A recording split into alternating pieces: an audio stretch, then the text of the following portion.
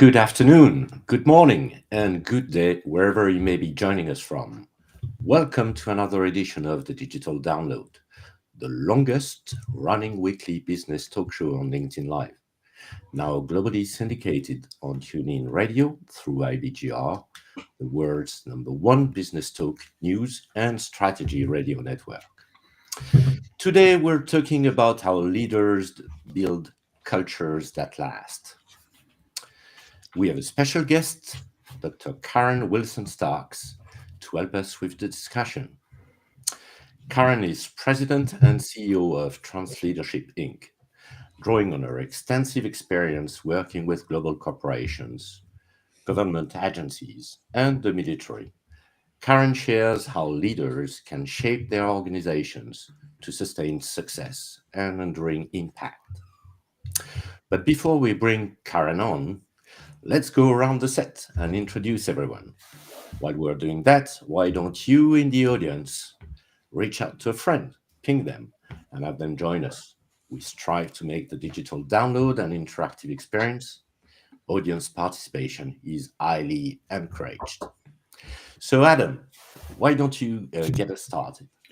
I'd love to. Hello, everybody. I'm Adam Gray, co-founder of DLA Ignite, and I'm very much looking forward to today. In fact, I'm always looking forward to these shows because they're always really interesting. This is a particularly exciting one because Bertrand is hosting for the first time. So don't talk to me about it. Yeah. So it's great to be here, and I'm really looking forward to this. Thank you, Bertrand. Tim. Yes, thank you. I'm Tim Hughes. I'm the CEO and co-founder of DLA Ignite. And welcome to Bertrand for being the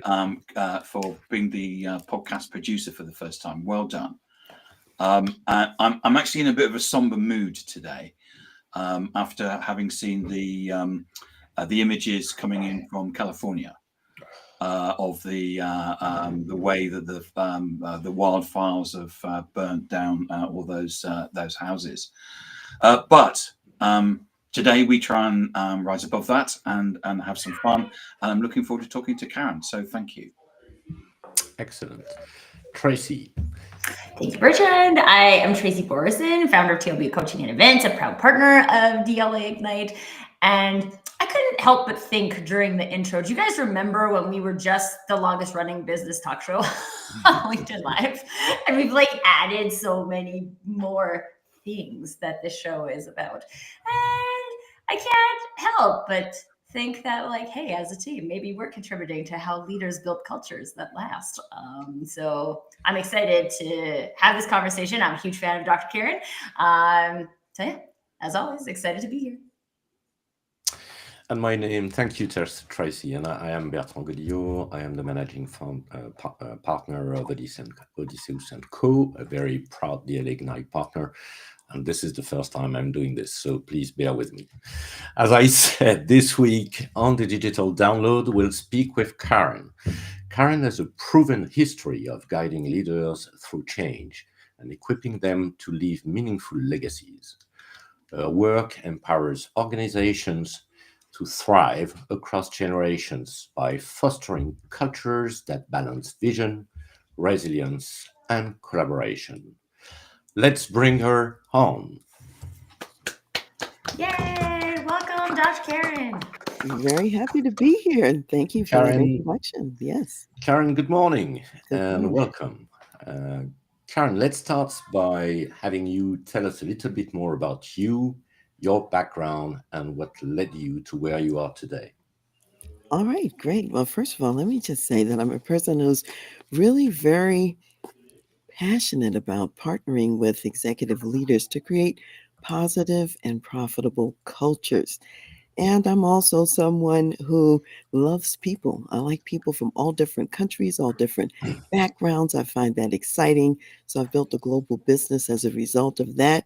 And I am also a person of faith. So I see things not just in the physical world, but I see things from a transcendent perspective as well, that which you can't necessarily see with the naked eye.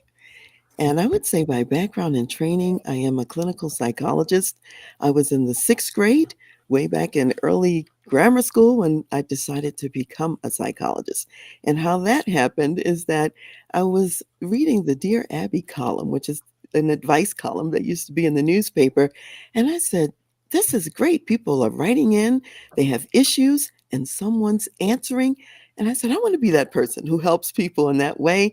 And so I said, that must be what psychologists do. I didn't even know any psychologists, but I thought that was it. And that's how I decided to be a psychologist. And so I'd say I'm kind of on my fourth career in the field of psychology.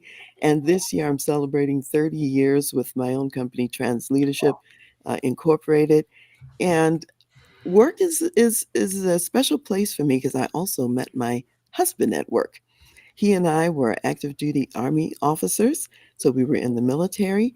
We were both stationed at West Point in New York, the U.S. Military Academy. I was the clinical director of the Cadet Counseling Center, and he was a tactical officer in charge of one of the cadet companies. So I bring that military lens as well, and I'm a testament to the fact you can meet someone great to be your spouse at work. So this year we'll be celebrating 38 years of marriage. Wow. And then as far as just other personal background, I am ethnically, I'm African American and also Cherokee. On the Native American side, on both sides of my family, I am both. And so I love to see what the contribution is of ethnic background and heritage on a person's identity. I would say I have some just wonderful people in my life. I've got 2 nieces, 4 great nieces, 2 great nephews, 1 great great nephew, 5 godchildren ranging in age from 45 to 10. And I'm very close to my father who's still living. And my mother-in-law will be 100 years old this year, God willing. So that's a little bit about who I am. That sounds great. And I'll promise we'll try to keep organized here.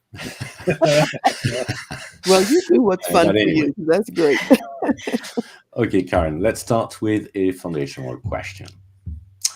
How can leaders prepare their organizations for long-term success?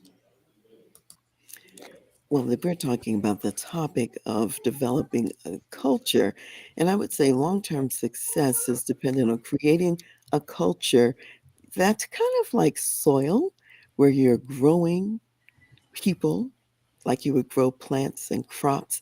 So that soil has to be fertile. It has to have nutrients in it. It's kind of like the air that people will breathe in the organization. So you want to make sure that that air is clear, it's not full of toxins and pollutants, and that it's oxygen filled. So when I think about leaders, how can they do this? They're purposefully creating a culture that will address the vision and mission that they're called to do. So that's number one. Okay. So actually, I have a question from that, if that's okay, Bertrand.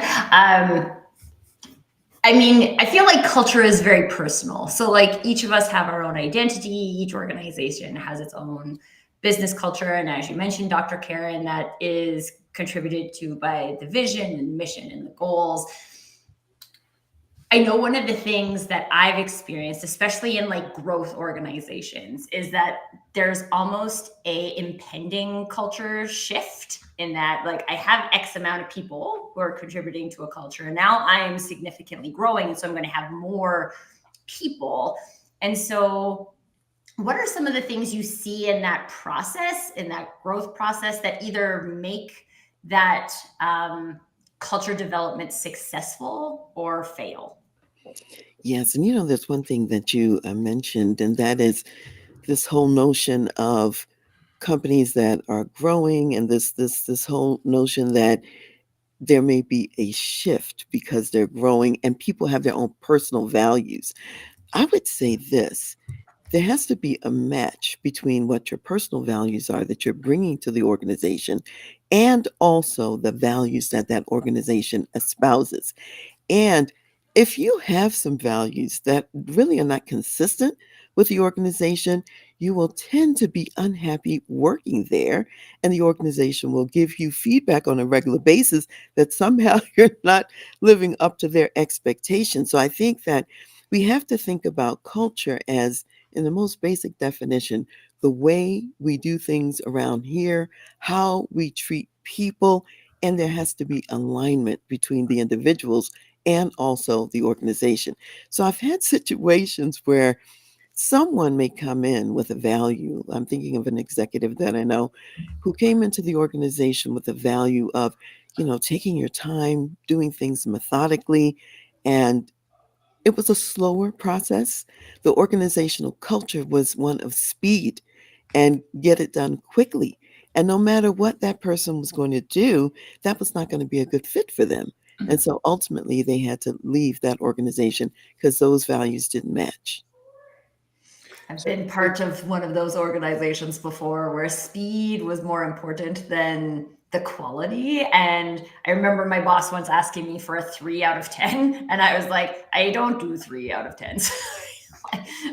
I do 8 out of 10, but 8 out of 10 takes longer than 3 out of 10. This is true. And so you'd be unhappy every day in a culture that required that of you. And that's what people have to look at. And organizations also have to look at it too in terms of how they're recruiting, how they're attracting and selecting people. And if someone doesn't have that temperament that goes with the underlying values that sort of demonstrate what your culture is about, they're probably not maybe a good fit. So I have a question for you, Dr. Karen. So if I join a large organization, I have to fit in with their culture. If I want to be happy, that should be my natural culture, but I can change how I feel about things and how I do things to fit in with the culture that they've already established. But if I'm starting an organization from scratch, and I think that you're probably a really good person to answer this because you have African American heritage and you have Native American heritage. So you come from two different cultural backgrounds that you've had to kind of bring together and make sense of and process. So I founded a company. The company's growing really quickly. We're bringing more people on board, and I want to imprint my view of how things should be on the culture of the organization. But the people that I bring on board help, whether I like it or not, reshape that culture. So how can I integrate the culture, which may be right in many ways that mine's wrong? How can I integrate that into the organization without losing the very kind of crux of the fact that it's my organization and I'm very passionate about how I want it to be? How can I balance those two things? That's a great question. I love the idea of thinking about an organization as a growing organism. It's not static. And ideally, you want the people who are coming on board to influence what happens in the organization.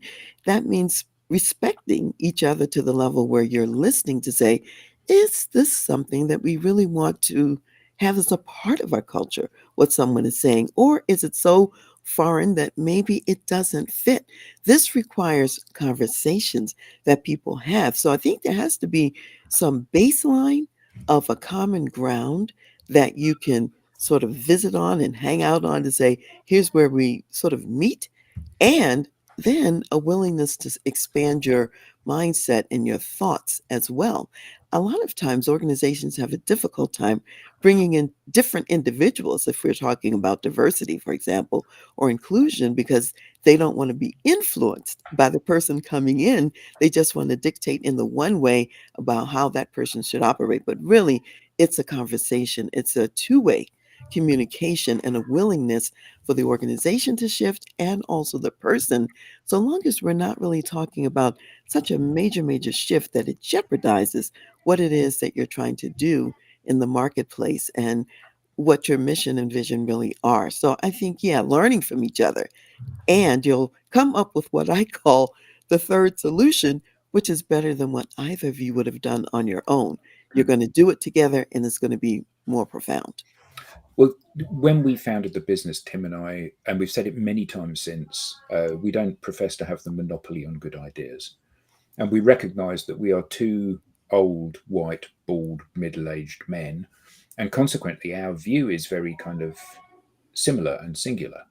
and which is why we've deliberately tried to find people and work with people who are from different cultures, different ethnicities, different genders, in order that we can be relevant to as many people as possible out there. Because our view is like, I don't see that as a problem. That doesn't mean it isn't a problem. It just means it's not a problem for me. But I think that open mindset, it does, as you said, it does carry risks, doesn't it? Sometimes people join and they destabilize some of the better things about an organization. There's certainly that risk, isn't there? Yes, and that's why you also have to think about sometimes a person just doesn't fit, okay? And it's not because you're being closed-minded, but let's say you have in your organization a value that's for excellence and responsibility and also for ownership of errors and mistakes, and someone comes in and they're fly by the seat of your pants. They believe in covering errors and mistakes and getting away with whatever they can get away with because that's the culture that they came from. That's not going to fit in your company, and you have to be able to identify that and say, okay, this is not who we are, this is not who we want to be, so you reject that part. Yet someone else may come with an idea you never thought of, and it really does serve you, your customers, your environment very well. And you say, okay, we can integrate that in because it fits at the basic level of who we are and who we want to be. I know there's a really good question in the comments too, so I want to make sure we get to that. But I think this concept of like culture as evolutionary is something that, I mean, so I'm in marketing. There's a lot of times when people try and do marketing things where it's just like, I'm going to create my brand, I'm going to create my logo, I'm going to create my tagline, and that's going to be permanent. It's like one big effort to create this thing, and then it's supposed to just like stay static for X amount of times.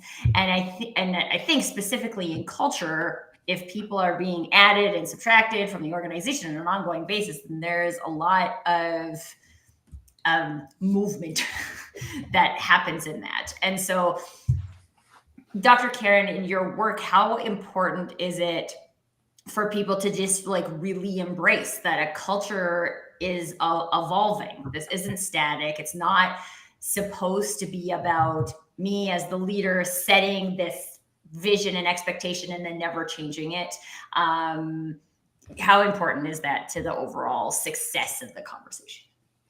Yes, I think that you have to have a mindset of some agility and some flexibility. What you're trying to do often doesn't shift so much like the big picture of what are we here for and what is our bigger purpose. The methodologies often change. The venues for how you get it done can change. So imagine if you were way back in the day and you're doing all of your writing on stone tablets and you insist that we keep writing on stone tablets in today's time, or you're writing on scrolls and papyrus paper or whatever. And we're in a digital age where you can write on your computer, you could write through your phone, you can write on paper. There are so many ways to express yourself or not write at all. You could be on Zoom or some other platform. And so I think it's saying to yourself, how will something new bring an enhancement that's valuable for ultimately what we're trying to put out there in the marketplace? That's where you want to be flexible.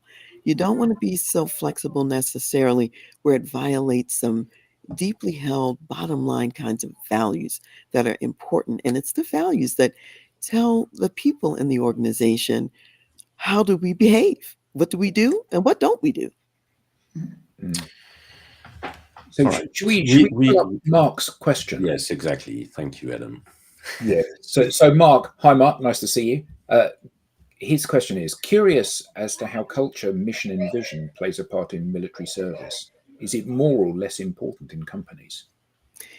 I wouldn't say that it's more important, it's just as important. And I think what's different sometimes in the military is there is an existing rubric of a culture that's transmitted to the people who join military service. And it doesn't mean that in your specific role that you don't personalize it for how you show up in your job, but you're signing up for a culture that's already in place kind of like if you were joining a fraternity or something of that sort that's got years and years of a way of operating. And even with that being said, what I have seen is the military brings together some of the best and brightest minds in the country, and they take those people and they continue to learn together and also to take things to a new level, even though, again, that baseline is the same. The way it shows up can vary and can be different from place to place and depending on what you're doing. I remember, for example, when I was at West Point and I was working with cadets, and we did an operation that was a 24-hour operation. So we had to be on duty on shifts in 24 hours, and my cadets were the only ones who worked the entire summer. Now, the basic approach there is everything is the same because, the military kind of likes uniformity and everything's the same. And I was able to make a case for why the cadets who worked the entire summer and who worked a 24-hour shift had to have some different rest periods than the ones who didn't do that.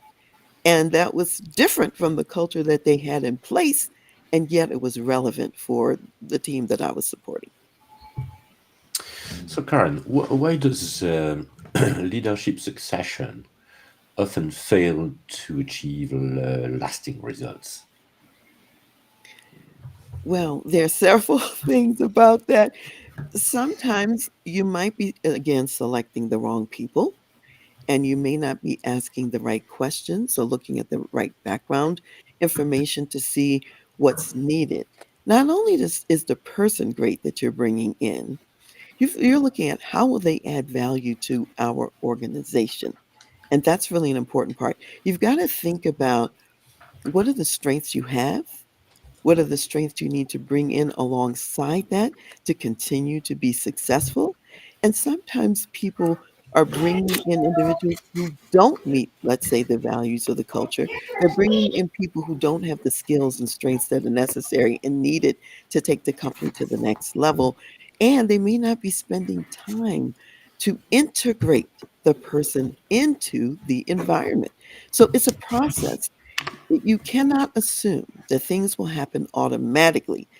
There's some intentionality that has to happen with the onboarding, with the integration, with the relationships that those executives will have with people in the company, and thinking about the development of each person that you have. I think that a culture that's one of development and feedback is a powerful culture. And sometimes we don't think about taking the time. What's the next step of development for that person? What do they need in order to grow and be able to add even more value to the organization? So if you neglect that and you don't give them feedback, well, you're probably not going to get the results you want. So that's one of the big reasons that it fails. And I know we touched a little bit on that earlier, but I'd like to have your view on this. How do leaders balance short-term goals with the need to create long-term legacy? Yeah, that's great because I find so often in the marketplace, people are thinking short term only, and they're not thinking about the long term. And really, it's a dance of a both and.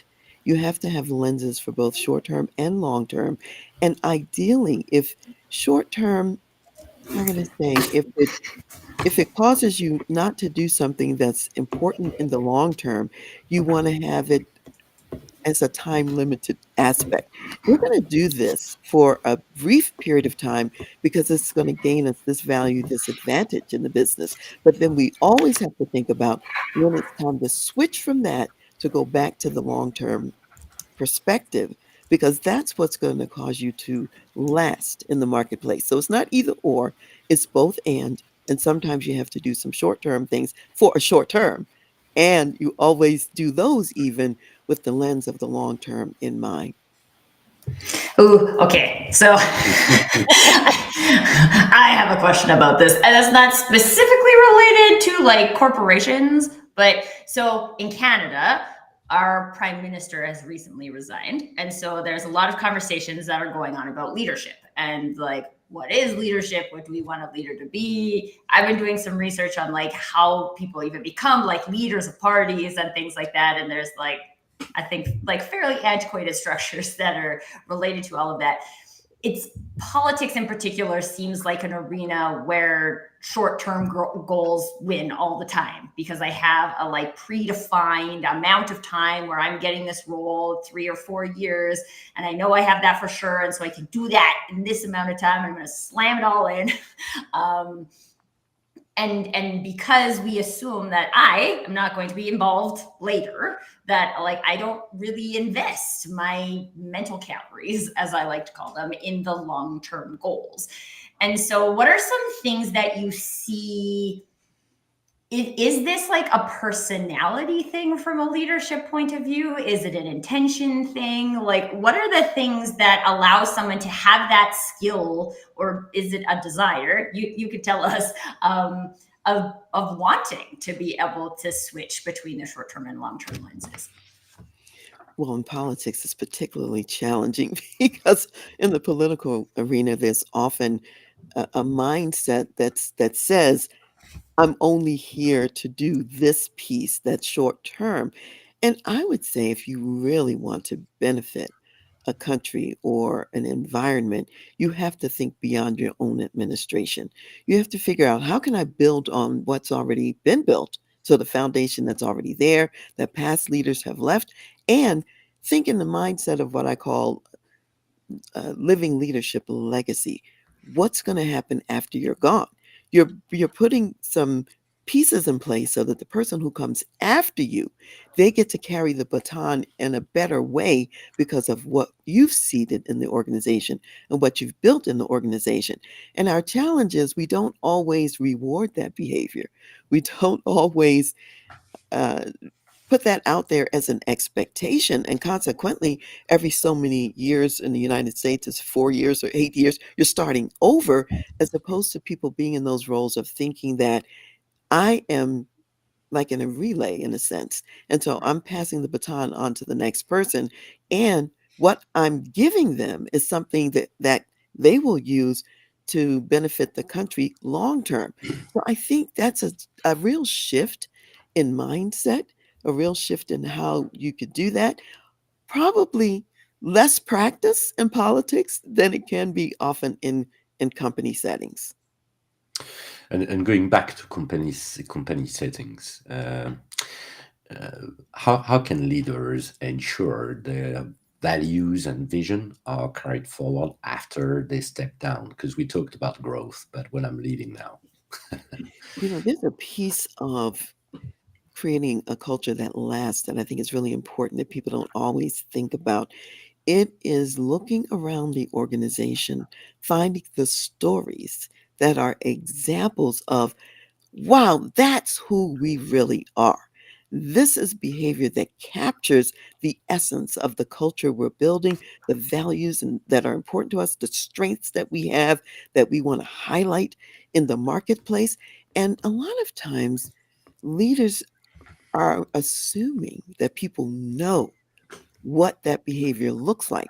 But you've got to constantly scan the environment and then say, be in your, I call them your state of the business meetings at times, and you say, here's an example. John Doe over here was meeting with a client or a customer. Something went wrong. Here's what derailed, but here's how they salvaged that. Here's how they saved that. This is who we are at ABC Company. And it really aligns with our values of excellence, our values of customer service, or whatever it is. And you regularly look for and share those stories. And I think so often companies have the stories, but they don't collect them and they don't share them. Okay, so I've got we love to play devil's advocate, as you can imagine. Okay. And by we, he means he loves to play devil's All right. And here we go again. How important is culture really? I mean, it's like, so you come from a military background. Culture in the military is self-evident. You said about, they like uniformity. They give people uniforms. They give people a very clear briefing or set of orders. There is some wiggle room maybe, but not a huge amount. It's a very clearly defined path. And in the corporate world, I think that we see a huge number of companies that play lip service to, we have a really strong culture here. And you know, the ones that do have a strong culture, they're the ones that don't really shift when senior management changes. Mhm. So a good example of that might be Apple. You know, they have a very, very strong vision for what it is they're there to do. Steve Jobs dies. The company continues to grow and become more successful after his death, even though it was his baby.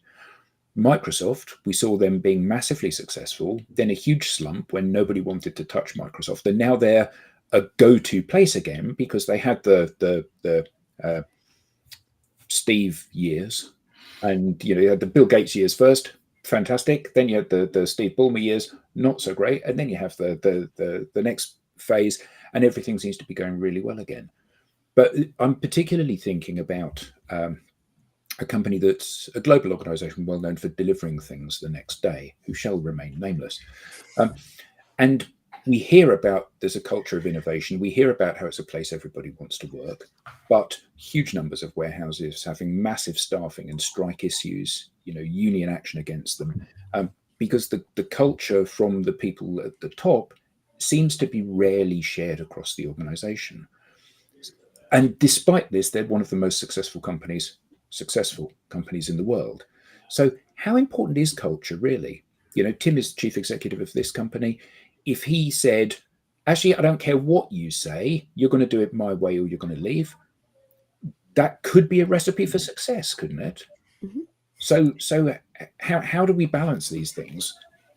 There are all different kinds of cultures that can work. So it's not that everyone has to have the same culture.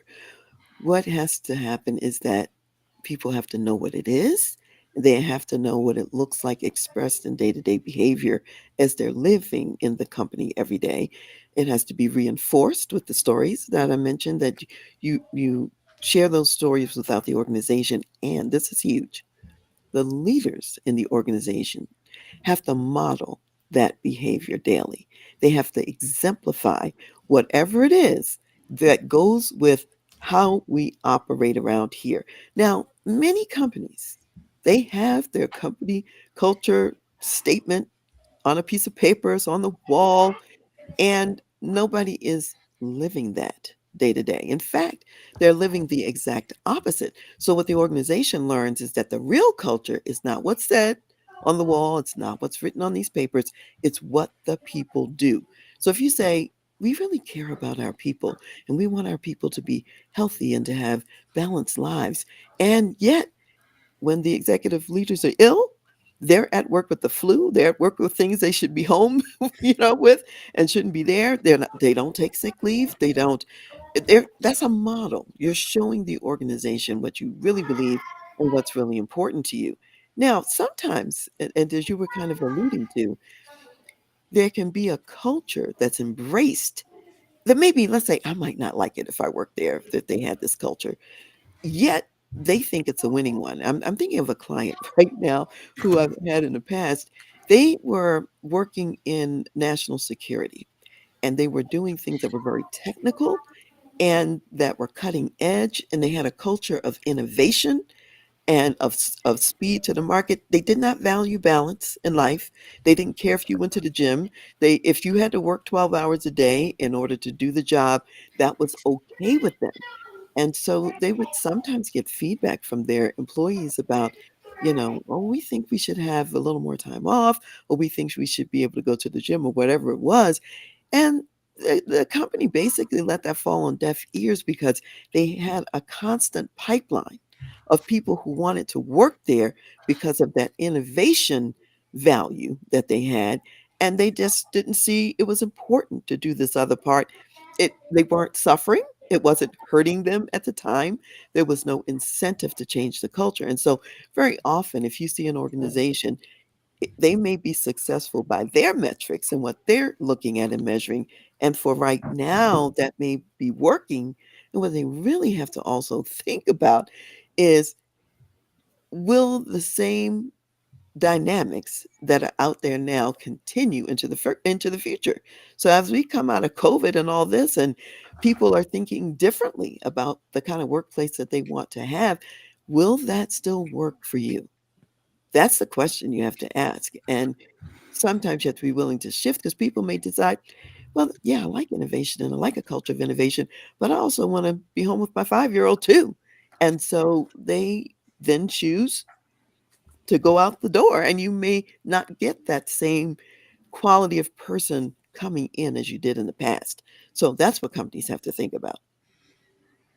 Yeah, I think one of the things that I hear so often, because I speak a lot about authenticity, and people will experience something and be like, oh, that's not authenticity. And I'm like, just because you don't like it doesn't mean it's not authentic. So like, I remember, and like, everyone has their own opinion of Elon. But when he released that this is what is expected of Tesla employees, and we celebrate people who sleep at the office and all of these things, like, I mean, if that's what's going to be expected, if that's what's going to be rewarded, very minimally, I would expect you to be transparent about it. So I might not like that. I might not choose that.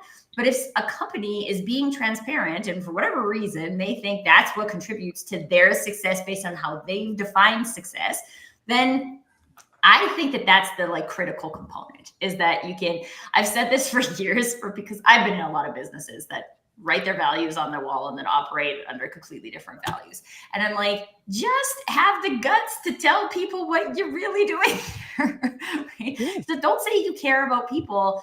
If I go to the effort to have written into my contract that my in-office hours are 9 to 4, so I can take my son to daycare and pick my son up from daycare while the daycare is open, and you are constant, and you sign my contract, and then also constantly book meetings for me at 4 o'clock, like that, I have done my due diligence in helping you to see what cares about people looks like for me. You don't, and like, I don't know. I think all values are like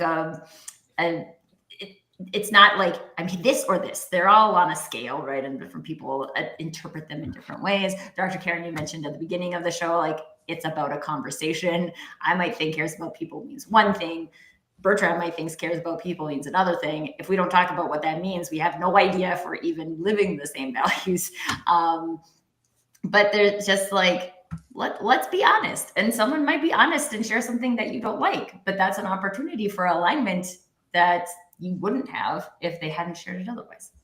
I'm glad you used that word alignment. I was thinking of the same thing. I was thinking, yes, I mean, when you're honest and you're talking about, here's who we are, here's who we're looking for, here's what to expect here, you're going to attract the person who likes that, who wants that, or who doesn't mind it at least, as opposed to always being in a fight with someone about they're trying to add pieces that you really don't want. Is not who you are. And it's a waste of time. You might as well say that up front. And there are people out there who really don't mind sleeping in the office, so to speak. They love that. They know they're going to be on the cutting edge of something the next day, and that's their thing. Well, attract those people. And then you create alignment in the organization because of sharing the story, sharing the examples, talking about what it looks like, talking about what it doesn't look like and what you don't expect and don't want and don't reward. You also have to mention that too. And the people then who are aligned, they are proud of that organization because of what those values are that also track with the values they have. And so when you can look around and say, I've got people who they're all in on this, they're double down on it, they're proud of this organization, they get it, they understand it, they live it every day. I could just walk around and write down stories of people living it out. That's when you know your culture is powerful and it's operating and working for you. What you said, Tracy, was really interesting about the fact that you put these, like Tesla, you put the values and the expectation on the outside, and you say to people, that's what we are. If you don't like it, don't join. And actually, this is not about everybody liking this. This is about being transparent, isn't it? And this is about saying, here's what we stand for. If you want to be part of this, we're changing the world. Tesla are changing the world. Whether you like Elon Musk or hate him, they are changing the world, and they are cutting edge, and they are doing things that no other organization on the planet is doing. And I guess that comes at a price, doesn't it? And sometimes that price may be something that I find very unpleasant or distasteful. Or too high for you. Right? Like, it makes me think, I often think about the similarities between like performance in business organizations and performance in athletic teams. Because when we were city champions for our basketball team, we were city champions because we could outrun every other team. We ran every day. We ran faster than everybody else, and we ran farther than everybody else. And that was how we won. And you had to opt in to do that. Yeah. Like, if there were people who got cut from the team because they wouldn't do the running, right? And this was like our team way of success. Is it the only team way of success? No, but this is our chosen team way of success. And if you're not going to invest in it, you're not bad, you're not wrong, I'm not right, but it is about like, this is our chosen way of doing it. And if you don't want to do it, then go find another team.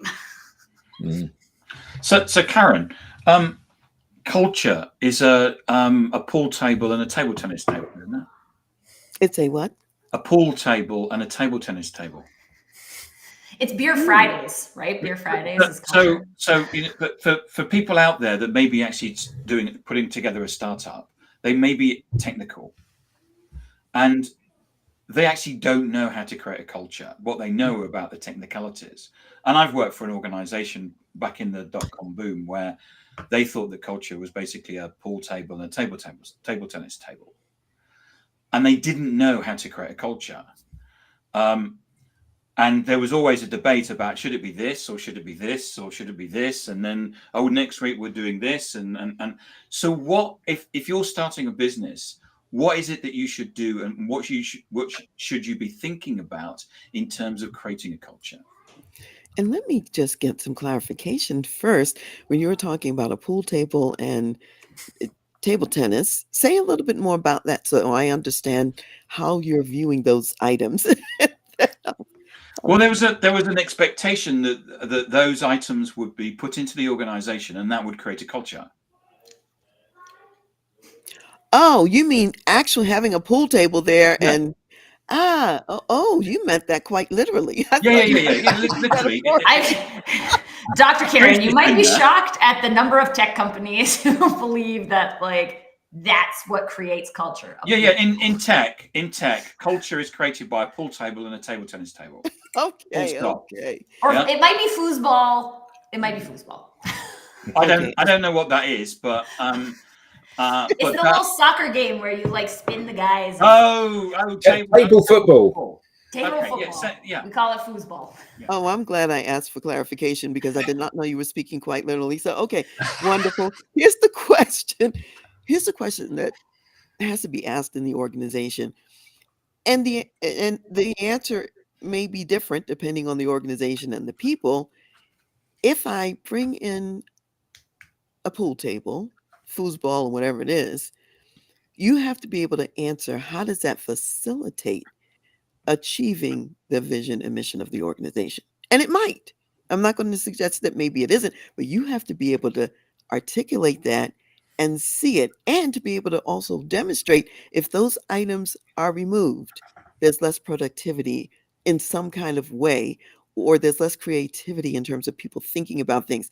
Because there are organizations that are very creative and innovative, and they have little toys around or whatever that do facilitate the way people think and the way that they interact with others, bringing people together that might otherwise stay isolated in their office and therefore miss an opportunity to really co-create, collaborate with someone else and come up with something new. So you just have to be able to articulate how it helps and also notice how it may hinder, because sometimes these things we think help are really a hindrance. So it can't just be, I'm flying by the seat of my pants. I do collect a little information, do some, find some data that supports that you really do benefit from having pool table in the office, and you might. Well, you say about that. You said about senior leaders modeling behavior. I worked at an agency that didn't have a pool table; it had a full-size snooker table, so 12 feet long billiards table, and the chief executive of the company had his desk in the same room as the billiards table. And he said, because it was an agency, you can all come and play on this as often as you want. The idea, or the top level thing, was it's a team building thing. So we maybe would book a restaurant, or we would book an activity, paintballing or whatever it may be. We'll go and do that as a team. But instead of that, we can do it in the office and people can come and do it. But what would happen is that somebody would go to play snooker, and then he would watch them. And 5 minutes of the chief executive watching you play snooker, you decided, actually, I've got some emails to send, and you went back to your. But I think that's the point, isn't it? People that work within an organization are like your children. So your children do what you do, not what you tell them to do. So if you smoke and you say to them, don't smoke, they smoke, because they say, okay, you smoke, so I'll smoke. You do whatever. You shout, so I'll shout. You swear, so I'll swear. And I think that the same thing happens within organizations. The best organizations I've worked with have been organizations where the leaders have absolutely been the inspiration for people within the organization. Absolutely. And see, what, as I hear the story about that snooker table in the CEO's office, what strikes me is that possibly it was in the wrong location. And I say it that way because, the CEO's got lots of stuff to do, and having people come in and play at times that may not be convenient may be an issue. And so, well, what if it was in a different area, a different space? Everyone knew that you could go there, and let's say you were playing a game with someone, just like on a golf course, you're talking business and you're talking about ideas and innovation and what's next. You may get your next best thought because you were at that table playing with a teammate. And so maybe the idea itself wasn't a problem, but perhaps the location was a challenge, in that Absolutely. Well, and I think one of the things that comes up for me in this is that Dr. Karen, you mentioned collecting data, right? How do I'm a big fan of first party data, which is if the employees are experiencing it, ask the employees, are you experiencing this? We tried this because we thought that this snooker table was going to ignite ideas. What's your experience of the snooker table? Is it igniting ideas? Is it making you feel pressure? It wasn't meant to feel pressure. Maybe we can move it. Maybe we can do something else. Because as I mentioned, Beer Fridays, I don't know if this is popular. I think it is also popular in tech, but I'm the person who has written into my contract that these are my hours and all these things in order to do my cares about people. And now I'm being forced on Fridays to hang out virtually with my team between 4 and 5 p.m. I'm not allowed to work. I'm not allowed to hang out with my family. I have to virtually hang out with the team. My experience of this as an employee is not that it's a demonstration of cares about people. I'm not actually building relationships with my teammates. I would like to build relationships with my teammates. I don't think this is delivering on it. Kind of coming back to that opening up the conversation, right? If we really want our actions to live the values, then I think we can ask those questions. Is what I'm doing, is our way of being matching our values? And if it's not from your perspective, then I'd kind of like to know about it. Yeah, there's that question. And there's also the question based on what you just said. Let's say for some reason it is consistent with the company's values, what they're doing. However, the other question is, to what extent is it gaining the desired result or impact? Because if they really wanted it to be people willing to be there, wanting to be there, engaging with their teammates, if you're feeling like this is forced, playtime, and it's not really convenient, and you'd rather be doing something else, there may be another way to get to the objective of having the team communication and the team interaction. And so that's when that interaction effect and the communication in the organization is huge, because the leaders don't necessarily see the downstream impact. They don't necessarily see what it's costing someone and the resentment that might even build because of what they're paying in cost when it could be done in a totally different way. You get the best results, better results doing something different. Yeah.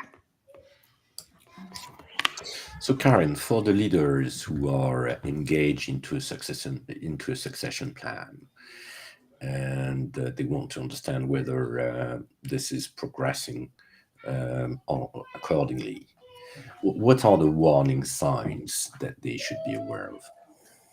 That this is not going. This is failing actually. Okay. And so when you say a succession plan, say a little bit more about what you mean by that. Well, I mean, installing the culture, making sure that there will be a long-lasting culture and a legacy in place. Oh yeah, okay. So if they're trying to do that and and they're obviously looking at something that's telling them it's not happening or it's not working. So you have to look at several things. Is it not working because we have brought in the wrong people? Is it not working because we're not developing those people?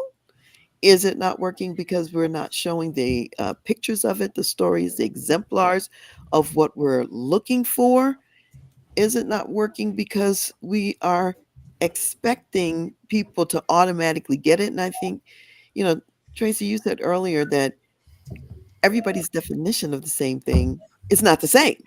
You know, it's a very intentional process. So you have to look at those details to see where the shortfalls may be, and they may be in more than one place why it's not working. The other thing I would add to this, Bertrand, is that there are some things that organizations often do that get in the way. So let me mention a couple of those. And one of those is focusing on what's wrong with this picture. So they're not really looking for the success stories and what people are doing right. They're looking around for catching everybody doing something wrong or that's problematic. And because they're focusing on that, they end up getting more of what's wrong rather than more of what's right. And and often, leaders and executives are we're trained to look in detail at some things and find the flaw, find the problem. And if you really want to build a successful culture, you have to find what's working, what's right, and reinforce that. So that's one of the things that derails building the kind of culture that lasts is that kind of emphasis on what's wrong. And akin to it is what I call beating the sheep. Now, as a leader, your job is to feed the sheep, not to beat the sheep. And if you beat the sheep, back to my psychology background, when you do punishment, you get that sheep to freeze. It stops what it's doing. It doesn't have energy anymore because it doesn't want the beating. It's like, I'm paralyzed now. Whereas if you're feeding the sheep, you're guiding and leading the sheep in the right direction. And now that sheep feels secure. That sheep feels that they can trust you, so to speak.